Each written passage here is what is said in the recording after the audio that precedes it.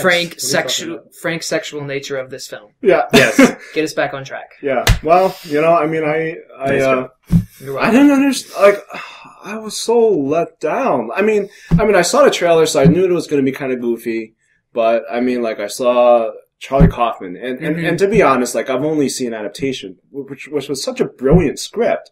And You've seen Eternal Sunshine, right? And Eternal Sunshine. So I've seen them both, and I'm thinking, like, wow, like, this is going to be really good. And I come and I see this, and I was just so let down. It was childish. It was amateurish. I felt like this was like a wet dream movie that someone like came up with when they were like a teenager and decided to turn it into a film. It was like, I didn't understand the point of it. Like, there wasn't really a point. And if there was one point that I had to, like, if I had to conclude, like, this is what the movie was about, is that everyone wants sex. And it's driven I think that was my biggest problem with the film, is that Charlie Kaufman scripts before this, that you've mentioned, and even Michel Gondry. When did this come out? This is 2001. Yeah, it's not like... This is after Eternal Sunshine? Before. Eternal Sunshine was before. Eternal Sunshine is 04. The adaptation was 02. Okay. This is between John Malkovich and adaptation. Okay, so that actually makes sense. For Charlie Kaufman. But Kaufman. It's Michel Gondry's first feature film. This is Michel Gondry's first feature film, yeah. And so which, knowing that, I was willing to give it a little bit of leeway, but I was still, I don't know, I feel the same way that you do. When you get down to it, my biggest problem with this film is that the thematic heft of it is just that human beings are sex obsessed. Yeah.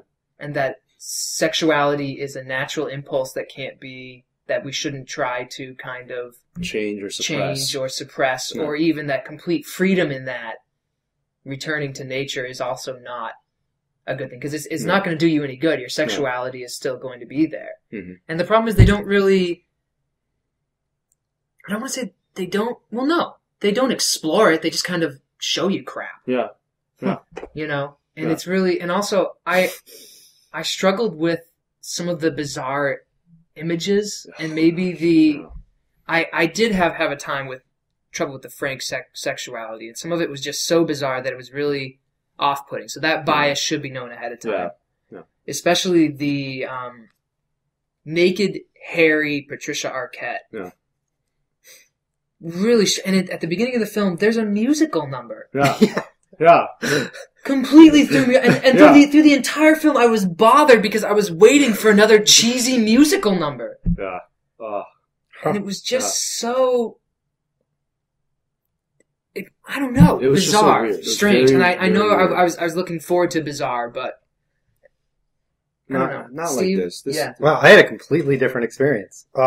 This is not a perfect movie by any means. The musical number was kind of strange.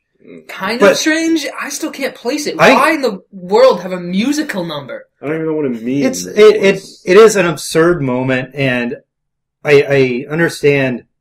Actually, understand. Stupid. No, I disagree. I think it plays to the absurdity of the film in general. But I think there are moments, deeply profound moments in this movie. Unfortunately, you could tell it's a young director, a young script. A lot of the reasons why I didn't like the script for this movie are the same reasons I didn't like the script for Being John Malkovich. It can be very it's very cynical in places. None of these characters are good. Oh my gosh.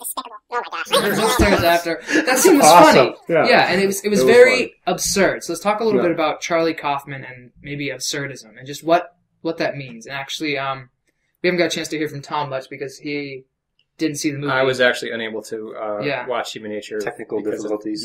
Consider yourself spared. But tell me, Tom, when I say absurdism, what does that mean to you? I kind of try and define that if you could. Absurdism is really difficult, if I can say the word properly. Absurdism is really difficult to pronounce. It's probably my favorite form of humor. I really enjoy absurdism, but it's really, really hard to pull off. Yeah. There's a line where it stops being absurdism and it's just absurd. It's almost impossible to define that line. Yeah, it's really Yeah. it's Because I feel like it's, I want to say it's almost like tangential to whatever film you're watching. There's like a different line of absurdism based on the film. because I can enjoy a movie that's pure absurdism, like Monty Python. Monty Python and the Holy Grail, or I was thinking Anchorman, Anchorman. Okay. where it's really the plot is not important. Yeah. Like Monty Python and the Holy Grail. It's the legendary black beast of...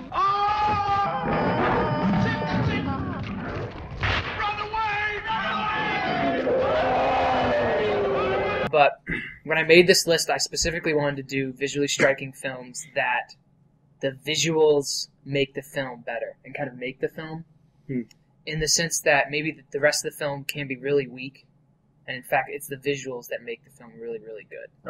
Okay. So that this, because there are, when I started thinking about that, there are some films that are really visually striking, like Pan's Labyrinth, but the rest of the script is really good. The characters are amazing.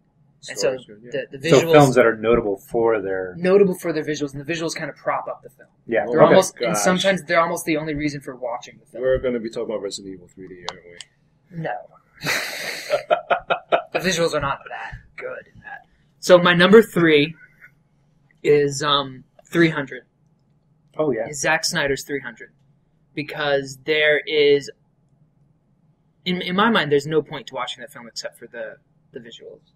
The plot is just men in loincloths chopping each other up, basically. No. That's the visual. That's what you're attracted to. The story, yeah. That's not the story. The story is 300 men standing up to 10,000. In an arm. And then my number 2, that when you said this, like comic book, that actually reminded me of another film that I had thought about including, but it was Sin City, in the sense that as an example of a very visually striking film, but I think there's a lot more to the characters and to just the script there.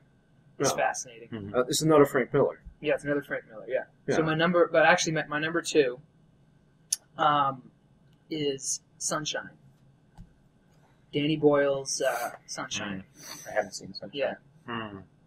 And I think that in the sense that it's the visuals and the art direction in that film is stunning, just gorgeous. The set pieces, especially the scenes with the room where they can actually look at the sun. Oh, yeah. I was really, maybe Tom and Alvin can comment. Really fighting over my number 1, and I hope that you guys have seen it. Because okay. Like I said, it's a film where the visuals prop it up and support it and make it a much better film. And I think that this film is pretty good even without the visuals, but the visuals just dominate it and just make it a masterpiece. So my number 1 visual striking film is...